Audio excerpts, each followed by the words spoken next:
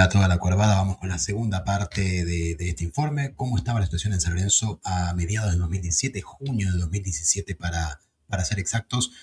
Vamos a hacer siempre el mismo formato, primero el balance, luego los indicadores, el estado del club con una especie de semáforo, mercado de pases y plantel. Recordemos siempre la foto que ven es a junio del 17 y lo que se analiza es, bueno, qué pasó en ese lapso y después las obligaciones de San Lorenzo futuras. Vamos a arrancar con el balance. Bueno, ya lo primero que vemos en comparación con el balance anterior es un aumento del pasivo infernal. San Lorenzo pasa de deber 20 millones de tener un pasivo de 20 millones de dólares a 48,90, o sea, 49 millones de dólares de pasivo, o sea, un incremento del 150% del pasivo, una cosa escandalosa, sobre todo el pasivo corriente, ¿no? Estamos hablando de 30 millones de dólares que San Lorenzo tenía que pagar en el transcurso de ese año, porque uno puede entender que también empiezan a pagarse los terrenos de Avenida La Plata y eso puede traer mucho gasto, pero mucho de eso era pasivo no corriente, ¿no? Por ejemplo, en el pasivo no corriente se pueden ver las cocheras que San Lorenzo le promete a Carrefour, pero en el pasivo corriente había sueldos de jugadores, cuotas que había que pagar, mutuos, deudas financieras. La verdad, si uno se pone a desmenuzar el pasivo corriente, encuentra cada cosa que no se puede entender. Y después la preocupación es, obviamente, de los activos, ¿no? Acá vemos un activo total de 54 millones de dólares. Uno dice, bueno, también el activo creció una barbaridad, con lo cual tal vez San Lorenzo invirtió dinero, o sea, generó un pasivo para crear un activo. No es el caso en esta foto que vamos a ver. Primero, la liquidez sigue siendo bajísima, 8 millones de dólares a ingresar para pagar 30, una locura. Creo que da 0, ahora lo vamos a ver en la siguiente placa, creo que da 0,28, 0,29, no me acuerdo, algo así daba, una vergüenza. Eh, y vamos a ver también en qué se basa el activo no corriente y el crecimiento de este, porque uno dice de vuelta, bueno, tal vez contrataste muchísimos jugadores no destinados a la venta, te armaste un plantel excelente, y tal vez el pasivo corriente quiere decir, bueno, que hay que pagar esos pases, los contratos de los jugadores, pero que te armaste a futuro y que compraste jugadores con poder de reventa. Bueno, vamos a ver que no es así la situación. Indicadores financieros, como vemos acá, bueno, la liquidez bajísima, como decía, 0,28. Eso quiere decir que de cada 0,28, de cada dólar que San Lorenzo tenía que pagar de deuda de pasivo corriente, ingresaba solamente 0,28 en ese proceso, con lo cual había necesidad imperiosa de conseguir efectivo rápido a través de sponsors, venta de jugadores o de renegociación de deuda. El endeudamiento también crece 89,6%, o sea, ya en una situación casi crítica. Después vemos que el patrimonio neto y el resultado del ejercicio son positivos. El resultado del ejercicio con 26 mil dólares es casi una cargada. Decir que San Lorenzo con todo este momento ganó 26 mil dólares en un año. Ahora vamos a ver también bastante de esto. La dependencia del fútbol también se mantiene alta en un 50%. ¿Y cuánta plata tiene San Lorenzo en caja y bancos? 46 mil dólares. Es ridículo que un club como San Lorenzo, que mueve millones y millones de dólares por año, tenga en caja solo 46 mil dólares. ¿A qué vamos? Que si caía alguna obligación en esos días, que San Lorenzo tenía que pagar 100 mil dólares, 200 mil dólares, San Lorenzo no lo tenía. San Lorenzo tenía 46 mil dólares en caja.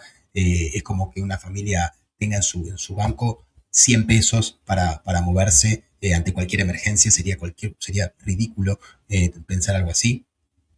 Eh, pero bueno, esta era la foto al 30 de junio de 2017. Y ahora vamos a ver el estado del club, ¿no? La salud financiera como punto positivo. Obviamente, estoy leyendo los números crudos, ¿no? No estamos, el análisis después se hace acá mientras lo hablo con ustedes. El patrimonio neto positivo y el resultado del ejercicio positivo son los puntos a salvar. Ahora vamos a ver los asteriscos, ¿no? Las alertas, obviamente, de un endeudamiento cercano al 90%, y que en realidad el incremento del activo no corriente se da por una remedición contable de bienes. O sea, no es que San Lorenzo tiene nuevos terrenos, no es que San Lorenzo compró nuevos jugadores, sino que simplemente se retasaron bienes que San Lorenzo ya tenía y se les aplicó un nuevo valor. Con lo cual, San Lorenzo en patrimonio, entre comillas, tal vez contablemente sí creció, pero a la práctica no creció nada. Sigue siendo el mismo inmueble que tenías antes o el mismo plantel que tenías antes. Y después, bueno, los problemas claros, el pasivo total aumenta terriblemente un 150% y la liquidez es muy baja. Y en esta también le puse un contexto institucional para que se entienda un poco, ¿no? Por ejemplo, se realizó una remedición contable de bienes por aproximadamente 516 millones de pesos para incrementar el activo corriente y el patrimonio neto. Se continuó con la adquisición de terrenos de Avenida La Plata, como les dije, había cuentas que pagarle a Carrefour en el corto plazo y también en el largo plazo, como las cocheras, que creo que eran alrededor de 8 millones de dólares que se contaban en el balance como pasivo no corriente. Eh, y ya también la primera señal de alerta, que el balance fue aprobado por asamblea en mayo del 18, casi un año después de cerrar el ejercicio, y esto se dio únicamente porque se creaba la Superliga y la Superliga exigía a todos los clubes presentar los balances en tiempo y forma, tener todo en regla, no tener pérdidas, tener el plantel al día, si no iba a haber descuento de puntos. Entonces Lorenzo presenta esto por una presión externa que por convencimiento propio. Otra cosa, en las notas se informa la venta de Ceruti que fue en enero del 18 y fue a fines de enero, fue el 30 de enero del 2018 que se vende a Ceruti y ya aparece en el balance de 2017, cuando la realidad es que los hechos posteriores deberían mencionar cosas que pasan tal vez 2, 3 semanas, un mes después del cierre, si querés, no hechos que suceden 7 meses después y que ya pertenecen enteramente al siguiente balance. La verdad que acá ya se veía cómo en un año San Lorenzo había pasado a tener deudas por todos lados, un plantel caro que tampoco te dio soluciones porque no te dio ningún título, deudas que se crean por comprar jugadores, había mucha deuda en moneda extranjera, más la deuda obviamente de Añada Plata, que esa de última, si uno quiere, era esperable, era entendible y es el sueño de todo hincha, pero si vemos San Lorenzo, creo que del pasivo corriente 15 millones de dólares eran solamente de deudas en moneda extranjera y sueldos del plantel profesional, más primas y premios, con lo cual un plantel carísimo y una situación crítica en cuanto a la liquidez de San Lorenzo. Vamos al mercado de pases, lo que fueron los mercados de pases entre julio de 2016 y enero de 2017, que fueron los dos mercados involucrados por este balance. Acá, bueno, San Lorenzo compra a Corujo, Bota, cada uno en 2 millones de dólares, el 50% de Piris de Mota, y trae a Vergesio, Colochini y Tino Costa libres, tres jugadores de gran jerarquía que no jugaron tanto ni tampoco jugaron tan bien en este año. Y vamos a ver las ventas, ¿no? Porque las ventas, uno ve el número final, 15 millones de dólares, y dice, bueno, acá sí se levanta San Lorenzo. Vamos a ver, Sebastián Blanco, 5 millones de dólares. Cauterucho se vende el 50% del pase, nada más, son 2 millones y medio de dólares. Alan Ruiz también ingresan, se lo vende por más, pero San Lorenzo recuerden que lo presta Colón y Colón lo vende al Sporting de Lisboa haciendo uso de la opción, con lo cual Alan Ruiz en vez de irse por 4 millones se va por 2,5. Tito Villalba que se termina yendo por 2 millones y medio, Buffarini y más por un combinado de 3 millones, con lo cual también tenemos que tener en cuenta los que se van libres: Fontanini, Barrientos, Kaniski, Role, Alvarado, Álvaro Montero y el chico Valentín Perales, que había llegado, no me acuerdo de qué equipo del interior, acá mala mía, pero nunca llegó a debutar. Pero bueno, acá vemos muchos jugadores que se van libres por los que San Lorenzo había apostado, caso Álvaro Montero, caso Role, San Lorenzo había puesto una moneda y no recibió nada a cambio, Fontanini lo mismo, y uno ve los ingresos, uno dice, bueno, 15 millones de dólares ingresaron al club, esto debería ser bueno, pero bueno, mucho terminó pagando mutuo, mucho de San Lorenzo no tenía el 100%, en muchos se perdió dinero, inclusive como el de Alan Ruiz, que tenía una opción de compra en Colón, que Colón la aprovechó. Así que no todo esto que se ve acá termina ingresando al club. Por ejemplo, Cauterucho no tiene el 50%, con lo cual ahí tampoco ingresa la cantidad. O sea, eran 5 millones de dólares la transferencia de Cauterucho, termina ingresando el 50%, que es 2,5 nada más. Así que ahí ya empezamos a ver algunas cosas que no empiezan a cuadrar, porque San Lorenzo duplica su pasivo, no mejora su plantel y aún así tiene muchas ventas, lo cual hace ruido por todos lados. Y vamos a la última, que es lo que fue la temporada del equipo, ¿no? Una temporada floja, por decirlo de alguna manera, séptimo puesto en la liga, lo cual no te clasifica a Libertadores. Eso ya era un golpe terrible al bolsillo de San Lorenzo. Recordemos que clasificar a Libertadores es casi el triple de dinero que ingresar a la Sudamericana, con lo cual ya la temporada siguiente, la 2017-18, no ibas a tener la plata de la Libertadores. Eso era un golpe durísimo para las arcas de San Lorenzo, y más teniendo en cuenta, veamos el plantel, que tenía un plantel caro, un plantel todavía con jerarquía: Torrico, Navarro y De Becchi, Angeleri, Colochini, Caruso, Pablo Díaz, Corujo, Gabriel Rojas, Senesi, que aparecía, Salazar y Montoya, dos juveniles, volantes, seguimos con Mercier, Musi, Romagnoli y Berucci, se sumaba Tino Costa, Bota, seguía Ortigosa, Piris da Mota y los juveniles Barrios y Merlini, que en realidad venía de Platense, con el que también hubo un error de tipeo en el balance, que decían que primero era el 100 de San Lorenzo, después el 70, después el 50, siempre dijeron que fue un error de tipeo. San Lorenzo es poco claro lo que pasó con Bautista Merlini, Pero bueno, Bautista Merlini que empezaba ya a tener minutos en la primera de San Lorenzo. Y los delanteros, Blandi, Ceruti, Ávila, Vergesio, Berterame y también la aparición ahora de Konechny, que jugó algunos partidos. Lo que vemos acá, obviamente, es un plantel que sigue siendo de jerarquía, que sigue siendo muy caro y que no tuvo los resultados que quería. San Lorenzo en la Sudamericana de 2016 queda fuera en la semifinal con Chapecoense, una situación inmejorable para meterse en la final y ganar un título internacional. Terminas aprovechándola empatando el partido de ida sin Belucci, que había sido expulsado en los cuartos de final, y luego, bueno, empatando sobre el final una salvada milagrosa del arquero de Chapecoense. Bueno, lamentable el destino que sufrió después el equipo brasileño, en el que casi todos sus jugadores fallecieron en un accidente de avión, lo cual obviamente lamentamos muchísimo. La Copa Sudamericana al final se la dieron a Chapecoense en ausencia y San Lorenzo se queda en la semifinal. Copa Argentina también una dolorosa eliminación con Gimnasia de la Plata en cuarto de final, cuando San Lorenzo venía jugando un gran fútbol sobre los primeros 2-3 meses del año. Se queda contra Gimnasia de la Plata en los penales y pierde una chance clara también de adjudicarse la Copa Argentina.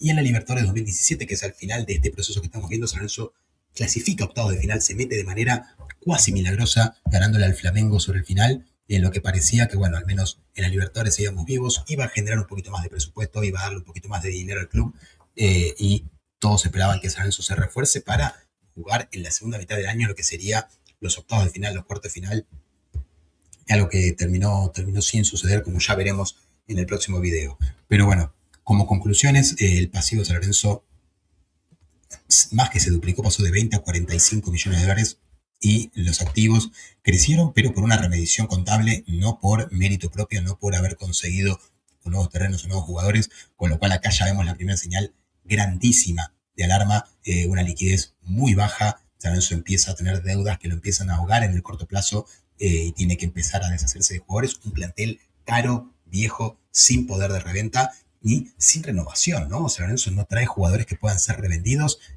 Vamos de vuelta al mercado de pases. Vergesio, Colochini, Tino Costa eran todos tipos arriba de 30 años. Pota, un jugador que nunca debería haber llegado a San Lorenzo. Corujo, otro que nunca debería haber llegado a San Lorenzo. Y entre estos dos te gastaste 4 millones de dólares más el contrato. La única incorporación acá inteligente es la de Piris Damota, que encima solo se compra el 50%.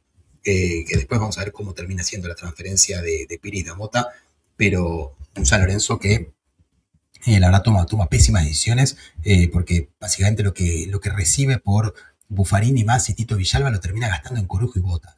La verdad que no tiene mucho sentido, el cambio ese, porque por el mismo dinero te quedaste con dos jugadores mucho peores de los 3 o 4 que ya tenías.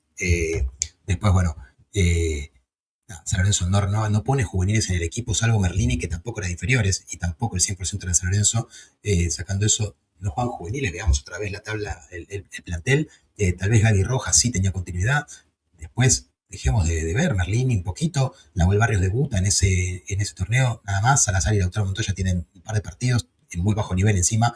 Berterame y Connecting casi que no juegan tampoco, creo que juegan 1 o 2 partidos nada más, con lo cual San Lorenzo sigue sin explotar sus juveniles, sigue sin explotar sus inferiores, sigue sin darle minutos a jóvenes de la cantera que no digo que sean la salvación del club, porque eran la reencarnación de Ángel Correa o de Zabaleta o de Giai, pero digo, hay que darle minutos, hay que mecharlos con los jugadores, son tu futuro, son los que te van a permitir una venta que te dé dinero para poder construir esta en la Avenida Plata, para poder seguir reforzando el plantel. Y San Lorenzo no lo hacía, seguía con técnicos que no querían poner juveniles y que tenían un plantel muy viejo para afrontar las copas, obviamente con experiencia necesaria para ese tipo de situaciones, pero es imposible que si tenés 18 jugadores convocados, tengas uno solo de inferiores o dos a lo sumo. Era la receta del fracaso.